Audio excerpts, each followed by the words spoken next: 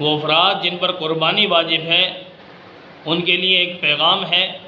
کہ ذی الحجہ کا جب چاند نظر آ جائے اس کے بعد نہ اپنے ناخن کاٹیں نہ اپنے بال کاٹیں، ہاں اس سے پہلے اپنے ناخن اور بال وغیرہ کاٹ لیں۔ کیوں؟ جب وہ افراد قربانی کریں گے تو قربانی کرنے کے بعد اپنے جانور ذبح کرنے کے بعد اپنے بال بھی کاٹیں اپنے ناخن بھی کاٹیں۔ اصل میں یہ وہاں جو حاجی جاتے ہیں نا، اللہ تعالیٰ ہم سب کو لے جائے،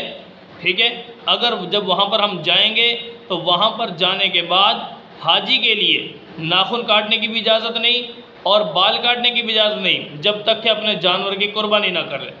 تو انہی کی مشابہت میں اللہ نے پیغام دیا کہ دنیا میں جہاں بھی کوئی مسلمان بیٹھا ہے اگر وہ قربانی کر رہا ہے تو وہ بھی انہی کی ادا اپنائے۔ اسی سے فقہاء نے لکھا ہے، علماء نے لکھا ہے کہ وہ افراد جو قربانی نہیں بھی کر رہے، ان پہ واجب نہیں بھی ہے چاہے، تو وہ بھی انہی کی مشابہت میں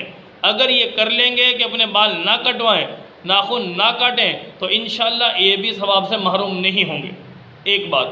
ایک تو ایک انسان کے اپنے بال، دوسری بات یہ ہے کہ انسان نے جو جانور قربانی کے لیے خریدا اس جانور کے بدن پر جو بال ہیں،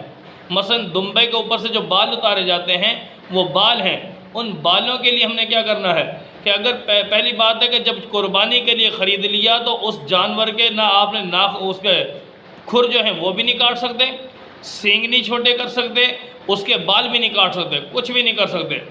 ہاں رہی بات یہ کہ اگر آپ نے اون اتار لی اس کے بدن سے،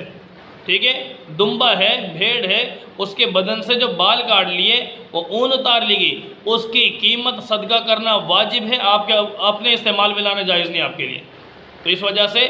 ایسا چھترا، ایسا دمبا، ایسا بھیڑ جس کے بال اتار لیے گئے قربانی تب بھی ٹھیک ہے، لیکن قربانی کے لیے جب اس جانور کو متعین کر دیا اب آپ اس کے بال وغیرہ نہیں کاٹ سکتے۔